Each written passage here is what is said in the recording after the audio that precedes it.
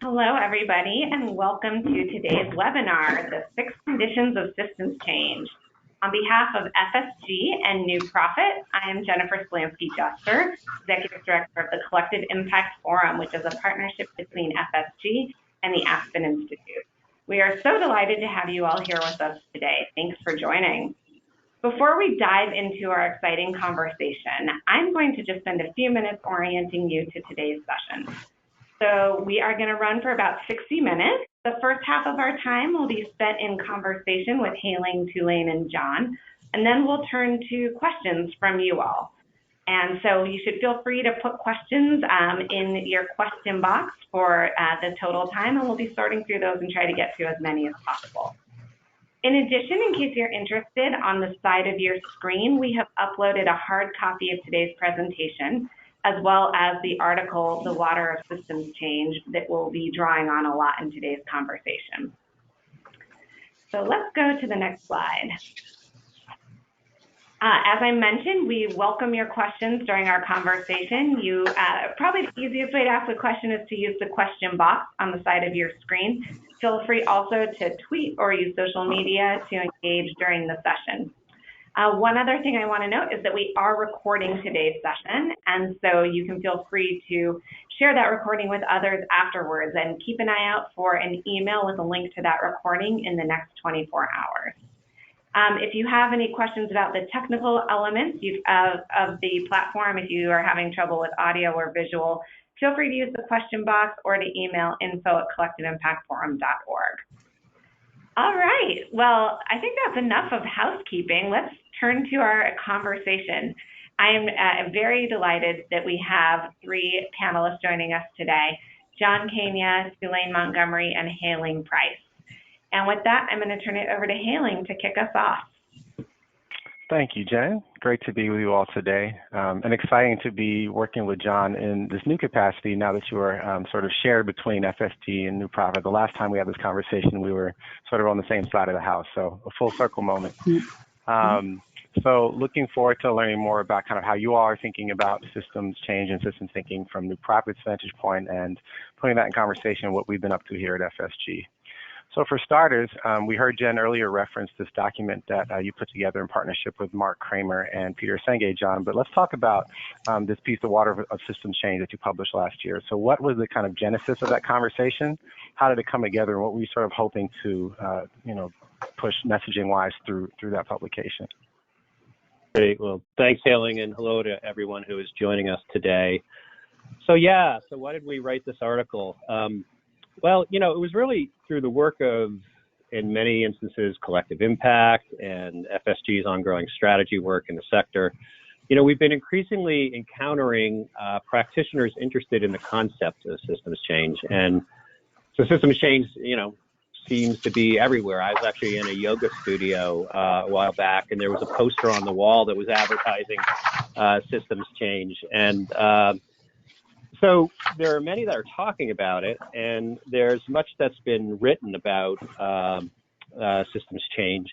But what we're finding is that, the notion of concept and the concept of systems change still remains not very well understood by many. And if you care about achieving change, really understanding systems change is important to your work. So we set out to write an article that would help land the concept of systems change in a way that staff members and nonprofits and foundations and other change makers could have a dialogue about it, and also engage with their board on this important topic of systems change. Great. We've already thrown a little bit of jargon around. Before we get into the weeds any further, It's probably helpful to define that. So maybe we can talk about what we mean when we describe systems change. Yeah, so this is an important question in and of itself, right? There are so many different definitions of systems change, and most of them are really difficult, I find, for practitioners to relate to. And for many, I also find that, probably the most often sort of picture that people have in their mind of systems change is it that it relates to policy and policy change, or that it relates to scaling practices, or both. And when we sat down to write the article, we did an exhaustive search of the definitions of systems change. There are probably a cajillion of them out there, but we really only found one definition of systems change to be compelling, and it actually came from Social Innovation Generation in Canada. And they define systems change as shifting the conditions that hold the problem in place. Shifting the conditions that hold the problem in place. Now, I don't know about you, but for me, that's like really evocative. I can actually start to feel like helps give me a visual of systems change and one that I can sort of touch. So, we're thinking about systems change not as an issue or a person that needs to be fixed or someone's homelessness or someone's in prison who shouldn't be. It's the set of conditions that surround that individual that we need to work on, shifting the conditions that hold the problem in place. So that's how we define it. That's great. Thank you. And as someone who was a part of that search process for that language, which was pretty elusive for a while, I'm pretty happy with what we've landed on. I feel like there's actually teeth to this definition, and it's applicable to folks who are doing the good work in the field. So thank you for that. Going a layer deeper, I know one thing that we were hoping to kind of codify and kind of demonstrate to the field is how this can be applied in practice, and it means developing an understanding of different kind of leverage points for systems change. So can you walk us through kind of each layer and how we've mapped that out? Yeah, so here's the frame. And I want to begin by saying that, the article itself is targeted to foundations, but the framework itself is, something that we see as broadly applicable to foundations, nonprofits, government, business, and we've used this framework in a lot of different instances in cross-sector collaboratives, collective impact efforts, working with individual organizations who are also engaging in systems change. So the framework depicted here shows 6 interdependent conditions that typically play significant roles in holding a social or environmental problem in place. And I think for many on the phone, a lot of these will be self-evident. I think, quite often, though, they're not necessarily put together in a way that we can think about systems change strategies. But there's policies, which is, government, institutional, and organizational rules and regulations that guide people's activities, practices, activities from practitioners and organizations targeted to improving social or environmental progress. Resource flows. This could be money, it could be people, it could be knowledge, it could be information, and other assets such as infrastructure that are allocated and distributed.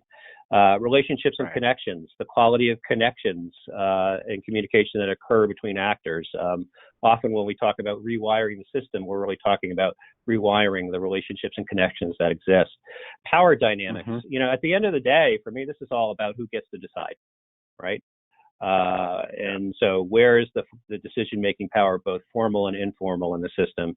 And then mental models or habits of thoughts, deeply held beliefs and assumptions that are taken for granted and operate in the way that we operate, and that really do influence the way that things shake out. But, it's important to note that so we're looking at these and defining these conditions independently. They're also, in reality, in terms of how it all shakes out, we all know that they're intertwined and they interact with each other. The interaction could be mutually reinforcing. So there could be a change in community and legislator mental models that might trigger a policy change, and the interaction can also be counteracting, where scaling effective practices may be thwarted by poor relationships between players in the system. So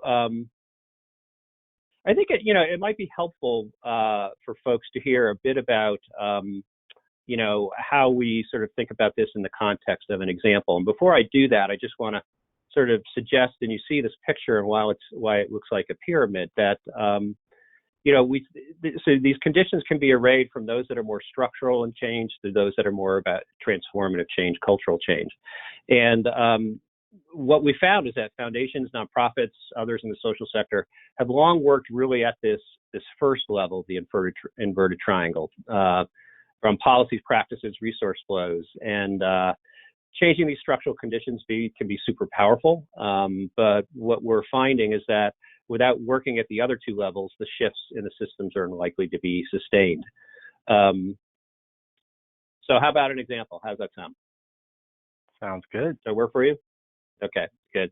I'm going to use the one actually we talked about in the article, because I think when we talk about this frame, people find this example to be super helpful. And it's the Affordable Care Act. And we look at sort of how that has shaken out over time.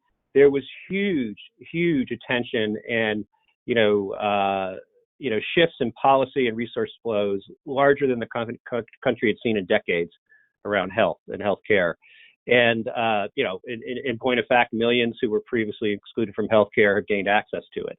And, absolutely, essential and really exciting. But I think as we look at the second and the third levels, we can see that really, those particular areas, there's been less success with the effort around the Affordable Care Act. That, the Affordable Care Act did, in fact, catalyze stronger relationships between community and health providers. So we saw some shifts in relationships there, but it didn't change the relationships between providers, insurers, pharmaceutical companies, and patients.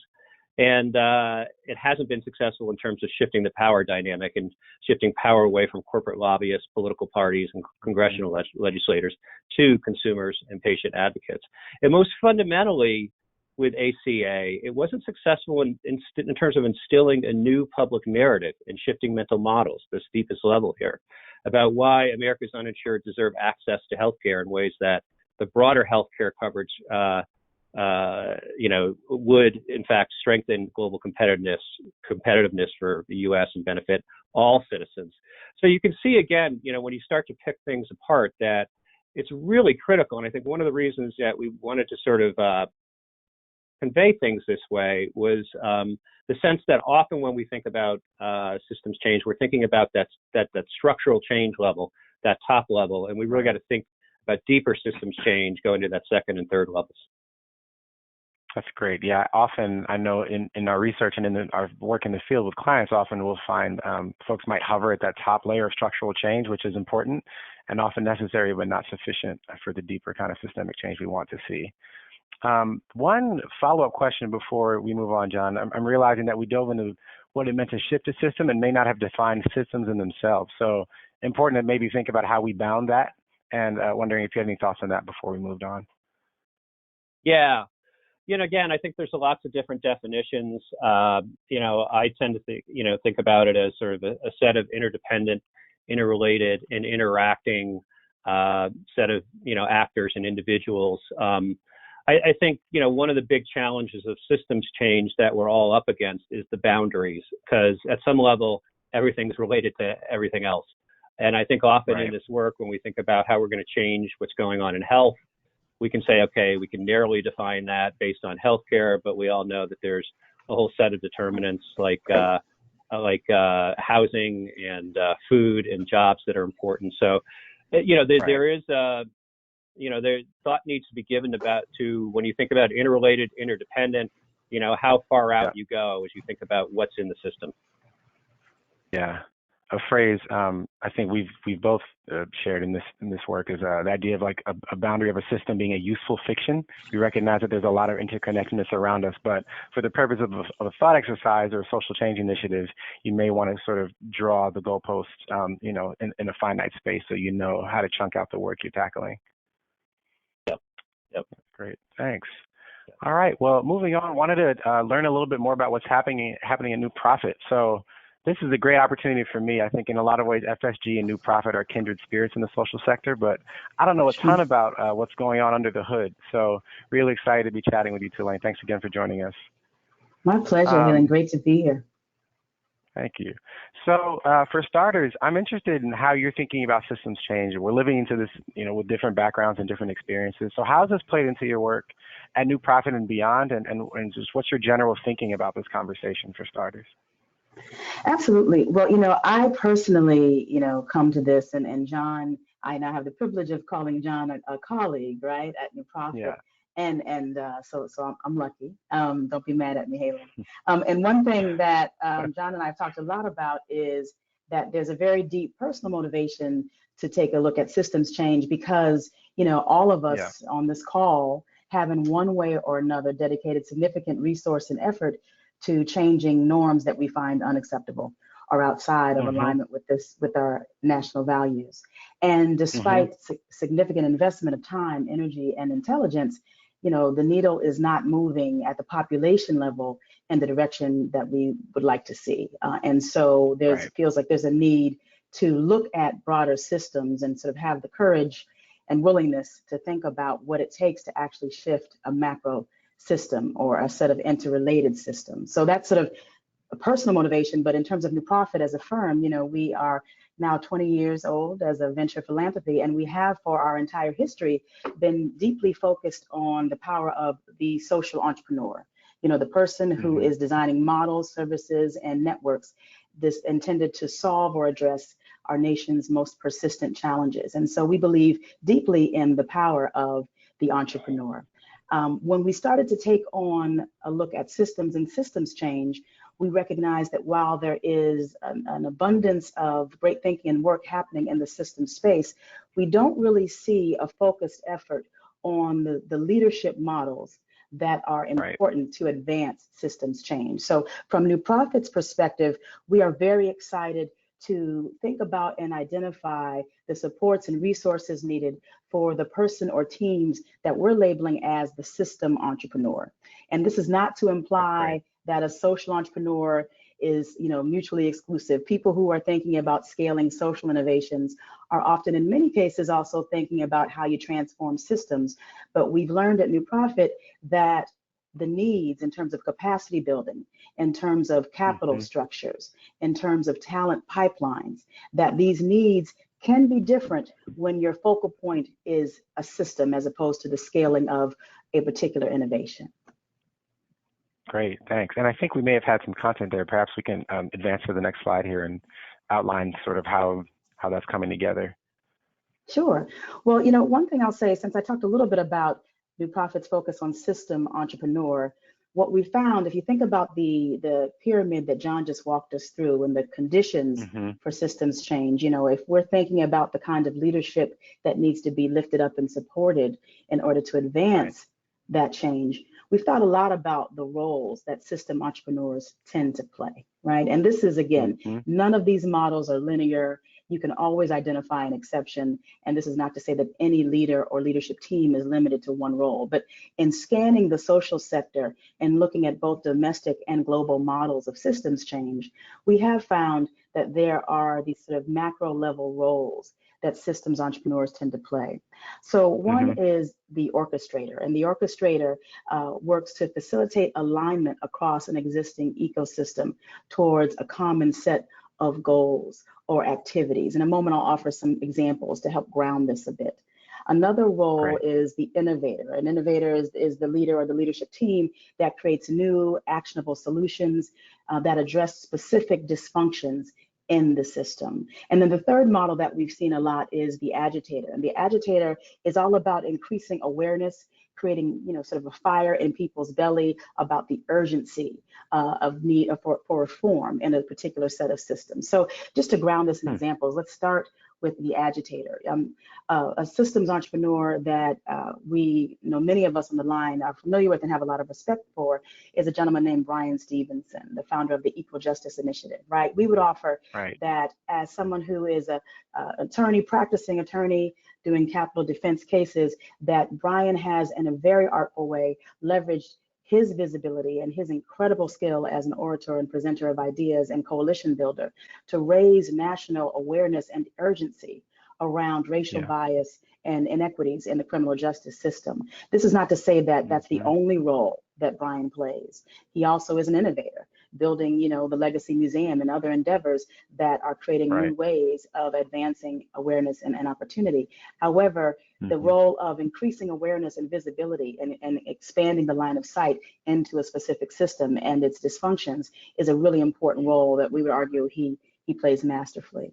Again, quickly, as an example of innovator, a gentleman who many folks on the line may be familiar with, Atul Gawande, who started Safe Surgeries, Saves Lives. The innovation there was to address the just unacceptable mortality rate with surgeries and doing work to create a safety checklist that was adopted in medical centers and surgical centers all over the country. Now, that was not just simply a matter of Atul and his team and colleagues building a list and saying, here, this is good, come try this. As you can imagine, disseminating an innovation and a complex system such as the surgical healthcare system. You really have to Yeah. build deep alliances and partnerships with the surgeons, with the administrators, with the insurers, et cetera. So that was an example of an innovation as a way to shift systems, resulting in transformed outcomes as it relates to mortality rates with surgeries. So again, just meaning to ground some of these roles in examples. For the sake of time, I'll just quickly give a nod to an orchestrator model, a woman named Roseanne Haggerty, Community Solutions, Roseanne Haggerty. And that's an example of a coalition-based movement designed to reduce and even eliminate veteran homelessness in specific geographies. Now, what it takes to identify the needs of a specific underserved population, and not only identify their needs, but also create a set of resources around housing. You have to be in deep partnership with city government, with local officials, with the veterans themselves who have been underserved and disinvested. And she's built a really powerful coalition that has, in effect, eliminated homelessness amongst veterans and the geographies that she serves. So again, that's just meant to do a very light touch on some examples of what we mean when we talk about the roles of orchestrator, innovator, and agitator. And again, it's not to imply that any systems entrepreneur can only be limited to one, but that we often find that there's an entry point that guides their initial phase of their work. That's great. I love the way you've organized your different roles we can play. And I think across our careers in the social sector, we might wear multiple hats at the same time, or across, different sort of lifetimes we have in our careers. Kind of an interesting thought experiment to think about where we might contextualize our work. So beyond kind of your mapping of the ecosystem and thinking about role actors, I understand there's also some exciting work underway at New Profit, and you're thinking really explicitly about investing in this space. So we'd love to hear more about what's cooking on that end too. Absolutely.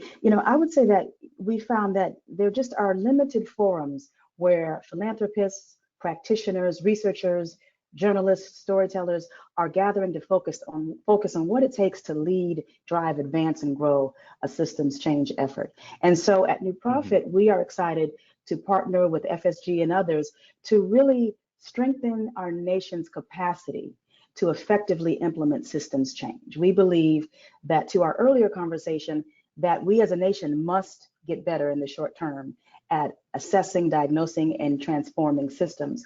And the only way to do that is to bring together systems leaders in intentional ways. So we are doing that, one, by identifying and investing in systems entrepreneurs who are offering promising efforts.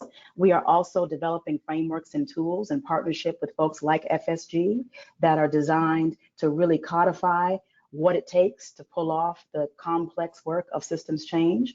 And we are also building a learning community of system entrepreneurs. And, people talk about learning communities a lot, and I think in some ways they can be dismissed as sort of nice to have, but not essential to the work. What we found is that systems entrepreneurs, if entrepreneurship is lonely work, social entrepreneurship is even more lonely, and systems entrepreneurship is perhaps amongst the loneliness endeavor one can undertake. So we have found that there has been a hunger amongst system entrepreneurs to have time to connect with one another, to have time to frankly encourage one another, because this is a long journey in many cases, systems change work, and to have time to learn from one another when it comes to areas of work that may not be as familiar, like influence strategies and messaging strategies and storytelling and things like that. So between investing, developing frameworks, and convening systems entrepreneurs themselves, these are the ways that New Profit is really excited to focus on system entrepreneurship as our contribution to the systems change effort. That's great. Interested in how you might be codifying this approach. Are there criteria you're using, or how are you thinking about selecting folks in the space? Absolutely. If we could advance the slides.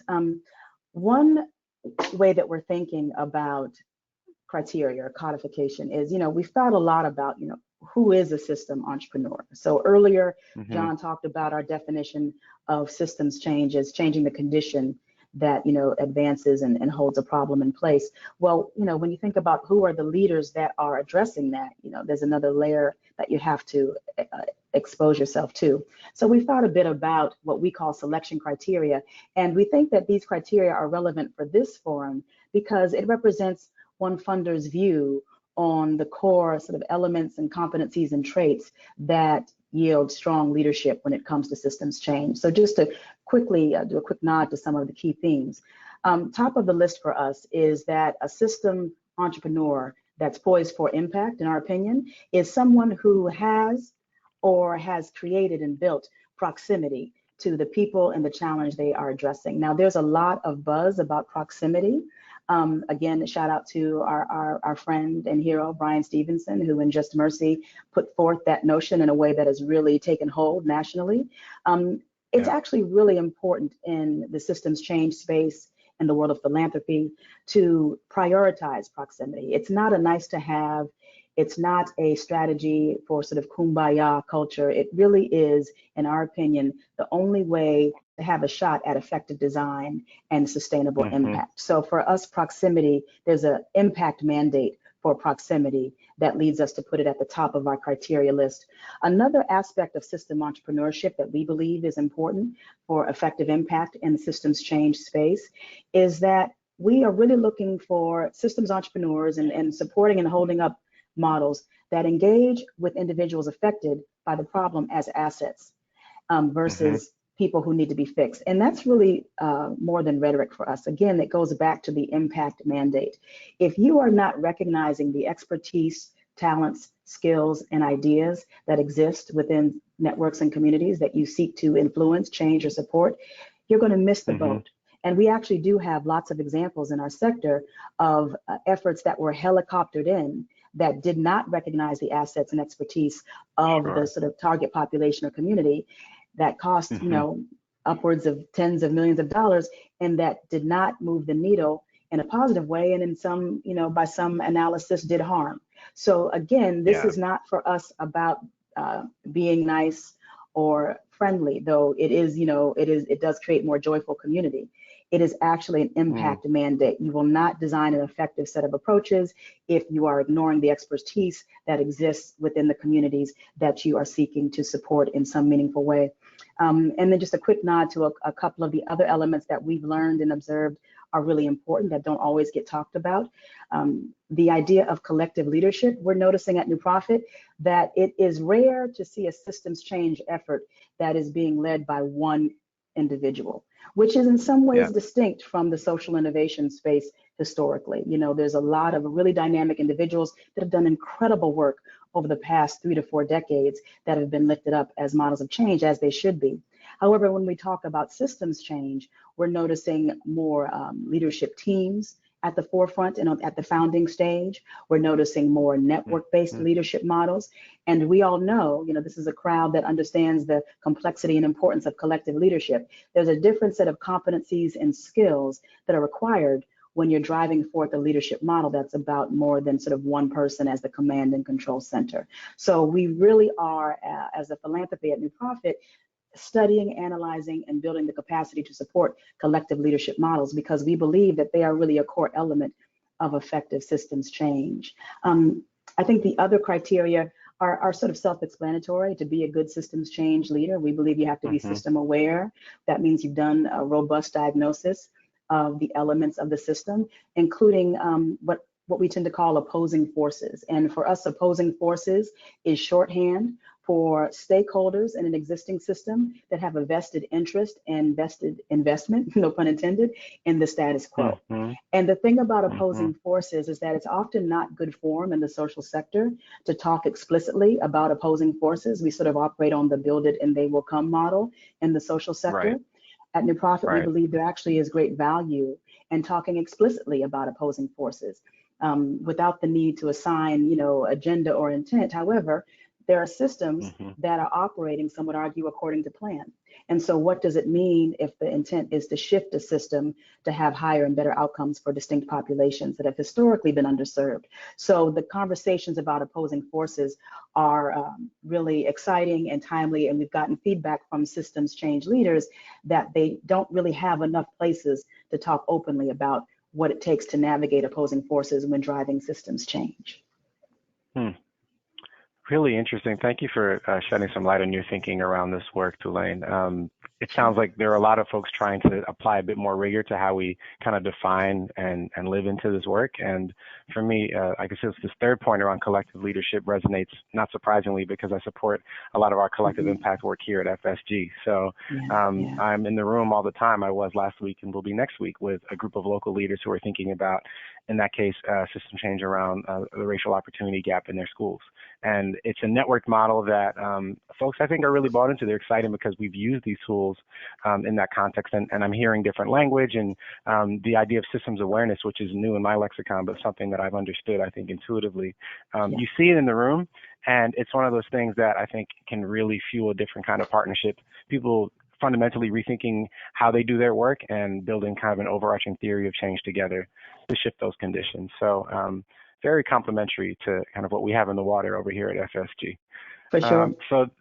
There are a few questions we've gotten from the audience, and I want to give us enough time to dive in, but maybe one or two thoughts we can just discuss as a group that will hopefully tie into some of the questions that are coming in. So one thing that sticks out to me, particularly in this segment labeled Power Dynamics, is that the equity conversation, whether we're talking about gender, race and ethnicity, class, privilege, et cetera, ableism, there's a lot that shows up when we're talking about systemic injustice, and it might be explicit in our work and it might be implicit in our work. And I know we had a conversation in the development of these tools, thinking through how to define sort of that spectrum of visibility or explicitness. So I'm interested in the way you all have sort of grappled with the question of equity, really, in systems change. To me, I think this is in service of equity, both in process and outcomes, but that's still kind of high level. So maybe we can go a layer deeper and kind of probe that together. Well, I'll start. I'll throw. So yeah, I mean, I think, if you look at where we started with the framework, and we initially talked about sort of 3 levels of change in thinking about systems change, from the visible to the invisible. And Hayling, you and a number of others, both inside of FSG and outside, were really good at sort of helping us reorient that from the explicit to the implicit, which may be a subtle nuance, but the reality is that in many instances, particularly for those that are in power, and if we think about the Me Too and sexual harassment, et cetera, powerful men, even those that were good, powerful men, often were unaware of the sexual harassment that was taking place. So to them, it was invisible, but it wasn't invisible to many of the victims. So that's why we moved to this explicit to implicit, because it's more of an acknowledgement that there's some subtle things that are going on there, and that we really need to get at that.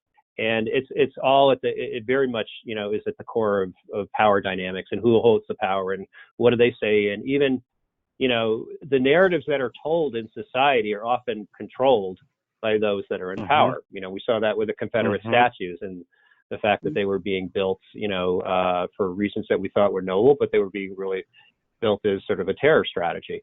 And but those that were in power were able to carry the narrative. So just a couple of things to start this conversation that I've become increasingly aware of as we do this work. Yeah, I mean, I really appreciate your points, John. I mean, I would offer that if we go back to the criteria that I talked about a moment ago, I would say that there's a reason why we are prioritizing proximity and an asset focus. And really, I think that in some ways, our less than disciplined use of proximity as a sector has done us a disservice, because we sort of think it's about maybe having a couple of people who have suffered greatly in the room, but it's about so much more than that. If you are truly proximate and have authentic partnership with people who are impacted by whatever issue it is that you seek to address, then it is actually, I would argue, impossible to be blind to the resources and assets and innovations that exist naturally. People create all kinds of workarounds when people are underinvested in by systems, or in some cases even targeted unfairly by systems, say in the case of the criminal justice system and unfair racial sentencing, right? That there are all kinds of workarounds that people develop to survive that actually are hubs of innovation, that if we can understand what are the barriers to scaling those approaches, if we can grow that innovation, if we can honor, the work that it takes to move through and survive a system that is, quite harmful in its end result, that if you are in proximity to that in a real way, that equity is a natural outcome because there is an equitable recognition of the innovation and talent. There is a sharing of power. We talk a lot at New Profit about the need for equity-based endeavors, especially in the system space, to feature sharing power. Well, that means that people who are impacted by an issue get to define what quality looks like, right? That means that people who are impacted by an issue get to have a say in where dollars go. That means that people who are impacted by an issue get to say and tell their stories, and that part of our job in partnership and support is to highlight those stories and really to saturate the public with examples of innovative, talented, resourceful people, as opposed to the counter narrative that's so dominant in our society today. So I think that I just go back to the criteria of leadership, that if you're doing these things consistently and well, that equity is the natural outcome. It doesn't, not to imply it happens by accident. There has to be a lot of intention and vigilance. However, if you're vigilant about leading in this way, we believe that equity is the result. That's great. Thanks. I'm reminded of a conversation I had with one of your co-authors, John, a few months back. Peter Senge and I were chatting about the sort of mental model piece of this work. And often the Confederate statue example is a great one. We see that real world artifacts and power structures and other elements of the pyramid are reflections of one person's reality or one maybe dominant culture mental model that has defined reality. In fact, I've heard some people say power is the ability to define reality for others. And I think that is really where I see this work intersecting particularly with the racial equity question and gender equity question. Sort of whose mental models rule the day. And in some ways that gives us an ability to either unlock or figure out how to dislodge where the rest of these 5 conditions really sit. It's a challenge. Yeah, and it does really highlight the fact, and again, this is something that we really hope hits home when you sort of look at this picture, is that these deeper areas, you're not going to get sustainable change, at that top level, and particularly related to issues of equity, unless you start to shift the mental models, unless you start to shift the power dynamics. And one of the interesting, as we're at New Profit, putting my New Profit hat on, conversations that we've had, the team that's working on this, Tulaine and I and others, is where do movements fit in? And what's interesting, and so where can you cite successful, sustainable long-term systems change? We're talking about a lot of people are talking about systems change at a scale level, but there aren't that many great examples. And some of the ones that do come out are successful movements. The civil rights movement, gay marriage, and where did they start? They really started more at the bottom. They were very clear on they needed to change policies, practices, and resource flows, but there was a real focus on sort of starting from the bottom and working up. So to get true equity, it's just you're really not going to get it if you're just focused on sort of that top level. I think, and just to say, and John's point is so well taken, and something else that we've begun to really notice and wrestle with is that, as a sector, as the social sector, we love data, and data is a really important part of, we validate activities and investments based on data sets. And that has its place, but we have learned that it is possible to be data-driven yet woefully ignorant of the needs and assets of a specific community or an existing system. And so I think that's that reinforces to me, John, your point that if you don't focus on the mental models, if you don't pay attention to what's the bottom of the pyramid, but really the bottom because it's the foundation, it's possible to have rigorous data-driven interventions and investment strategies that reflect deep ignorance of the actual needs and resources of a specific community and population. Absolutely. It influences what data we select and how we leverage it, for sure. Absolutely, yeah. This leads to another great question I'm seeing from our audience. So the question is, I'll just read it out loud. To help communities implement systems change, how do we think about moving across the levels? Do we want to sort of traverse them one at a time? Is there a particular direction we want to move in? Is it both and? Yep, that's a question that comes up often, and I give that the wonderful answer of it. It depends. Systems change is so entirely context based, and it's history based. And I think that's I was at a great meeting yesterday where just a spectacular presentation given on sort of the history of child welfare in the United States, literally going back to colonial times. And you could just see the patterns over and over of a system that has been, and there's so many wonderful people doing great work there, but if you look at the overall conditions, you're looking at a system that has really been about blaming the recipients. This whole notion of separating children from their parents back to, what happened with, Native Americans and many people of color. And then, you look at what's sort of happening at the border today. This didn't come out of nowhere, right? Despite, who our president is. There's a tremendous amount of history. So I think that's one thing, I actually do recommend that people, as they're working on issues, often what we suggest to people, we even have an action learning tool that's on the FSG website about sort of, if you want to take apart what's going on from a systems dynamic standpoint, let's take these 6 conditions, let's ask ourselves what the barriers are in our particular, let's ask ourselves where we want to head, let's ask ourselves the barriers to getting there, but categorize them here, and then think about strategies. But that's a snapshot too. And I think, there's a lot to be learned by just going back and looking at the context of, how these various areas have changed over time. And, I just raised that as one example of, you do need to pick your spots. So I'm sure many on the phone who followed Danila Meadows, a great systems thinker, she used to say that, part about changing systems is about, finding a spot in the system where, a bit of resources and energy against that one thing will change everything. And, we wish it were all that simple. It's pretty hard to find that. But that does relate to, the nature of every situation is going to be different.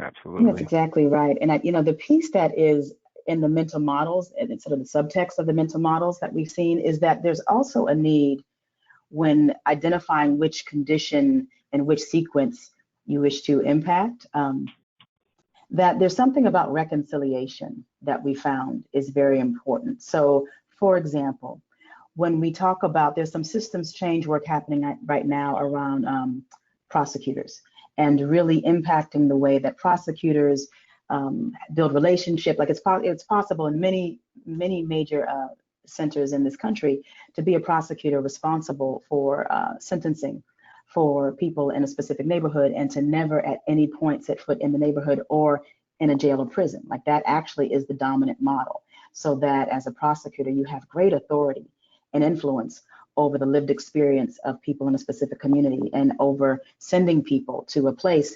But if you've never been to that place and have never been to that community, it's, you have so many blind spots, right? So there's some exciting work happening around systems change in that space, focusing on prosecutors as the lever that, to John's point, if you pull that lever, it could change everything, is the thinking behind this particular set of efforts.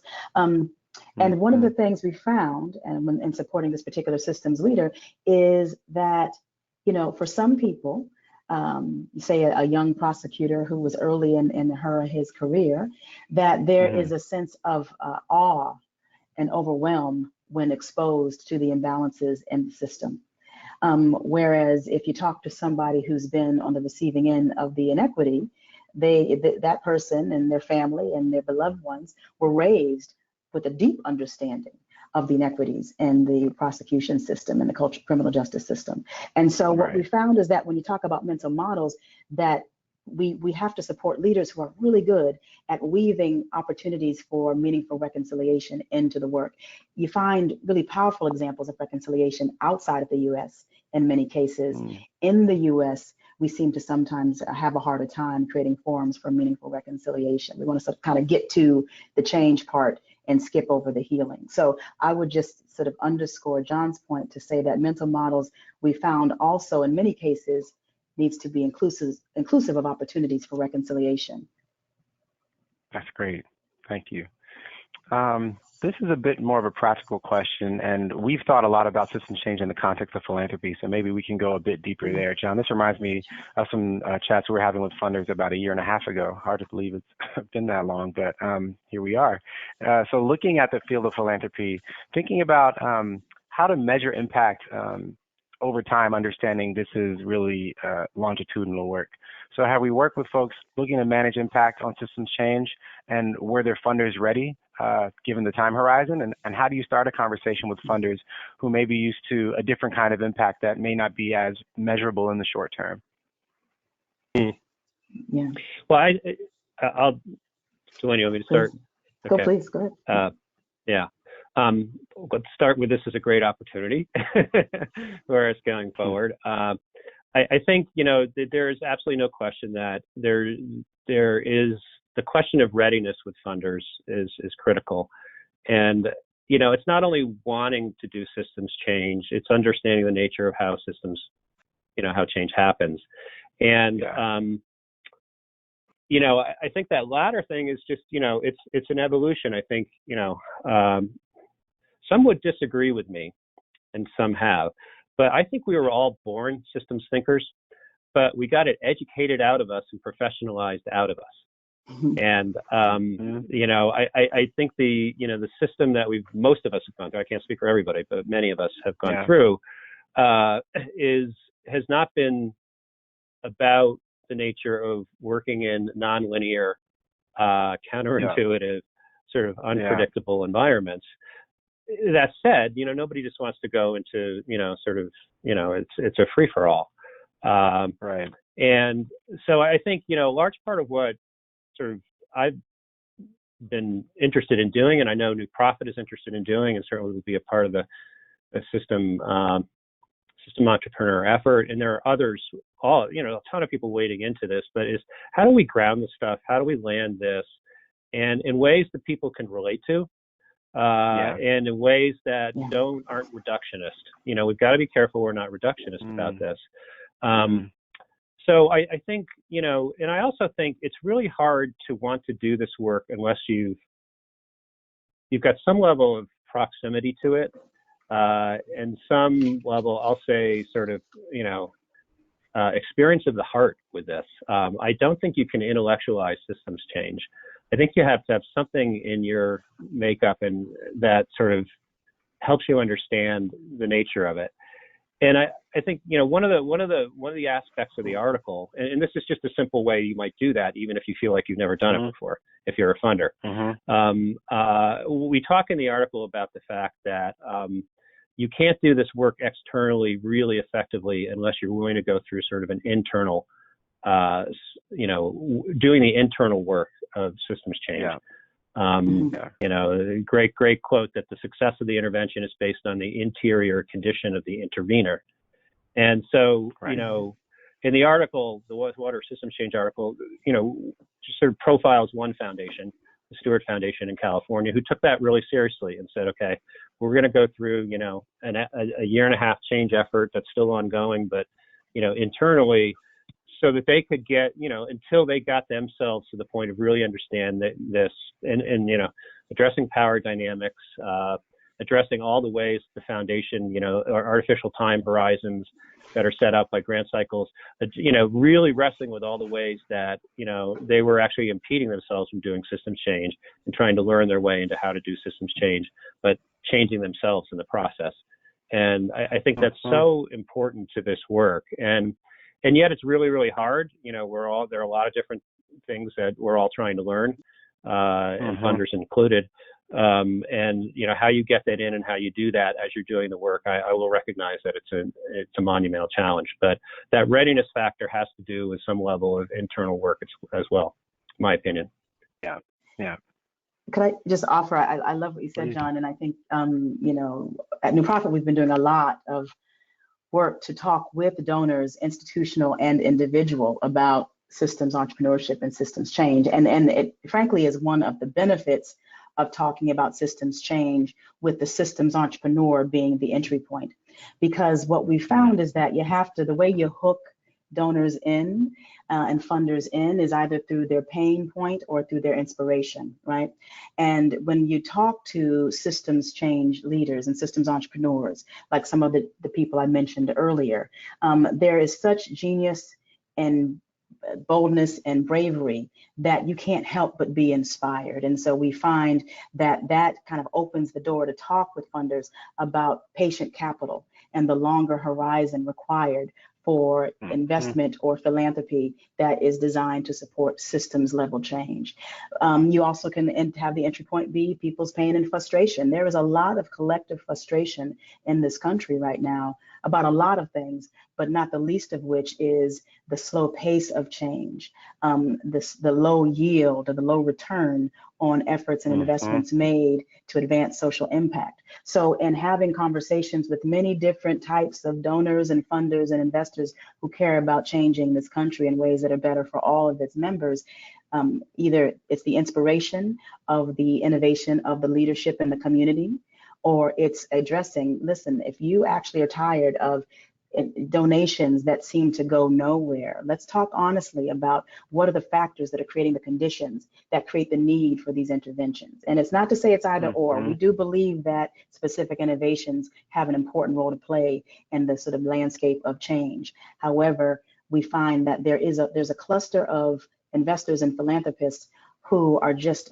fatigued by a sort of scale only strategy. They know that scale is important but insufficient to transform the unacceptable norms in our nation that we all want to see look different in the not too distant future. Yeah, thank you. When I first saw the question, the phrase patient capital is immediately what came to mind for me too. I think it's a different kind of social challenge, and it may be a different kind of funding arrangement that you secure to do this work if that's the structure you're pursuing. But when we're talking about mental models, it is a mindset shift for a lot of funders to wrap their head around what you're looking at, if it's not, graduation rates or, what have you. So a related question that ties into work both of you have supported in the past and do currently, going a little further on the systems entrepreneur sort of track, thinking about how those roles might relate to collective impact. So we had one listener who's engaged in maybe a search for a backbone leader, but working on a collective impact model and thinking about some possibilities there. And they're wondering, how might you contextualize that work using this framework, if at all? Yeah, well, no, thank you. I actually think, backbone leaders and champions in collective impact efforts are system entrepreneurs. They would meet our definition of a system entrepreneur. And if you go back to these roles, most often what the backbone leader is doing is orchestrating, right? So they're going to lean, and Tulaine gave 3 examples earlier. Roseanne Haggerty from Community Solutions really is supporting, whether you call them collective impact efforts or not, she's supporting collective collaborative place-based work. And primarily orchestrator. I think one of the challenges for a backbone leader is they can't get too out there in terms of agitation or, but they do need to think about how they support innovators that are part of the work. And you also do need agitators. One of the age-old sort of debates is, when you think about collective impact and systems change, is, do you change the system from outside or you change the system from within? And there are lots of different answers to that. My personal perspective is that it's a both and, that you need both. So the collective, typically though, the collective impact backbone leader is not going to be the one to agitate, but if they're really, really good, if they're system aware, if we go back to the list on the next page, all of those apply. All of those 6 criteria apply to, we would say this, a pretty good list to think about, in hiring a backbone leader. Yeah. Anything to add, Tulaine? No, John, I think you covered it. Great. I think you covered it. Okay. So maybe time for one last question. I love this question. It's something I've thought a lot about, and it's why I think I do this work.